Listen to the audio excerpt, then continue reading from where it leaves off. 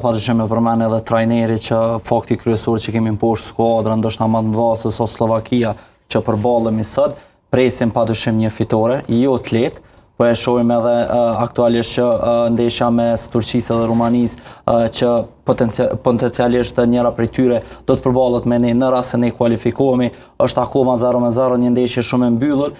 asnjë ndeshje s'do të jetë e lehtë, sidomos Kosova që pavarësisht që mungon qendërmbrojtësi Shkrinjak është e vështirë, pasi që po e bën më të vështirë edhe moti atje në Bratislav ku edhe kolegët tanë po raportojnë vazhdimisht, por që çka kisha mundal tjetër është që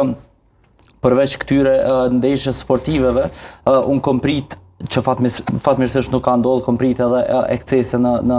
qytetin e Bratislavës, duke e ditë që vazhdimisht tifozët e Slovakisë, konkretisht në të ekipeve të Slovakisë, kanë qenë vazhdimisht me thirrje raciste ndaj Kosovës, edhe padyshim që postimi i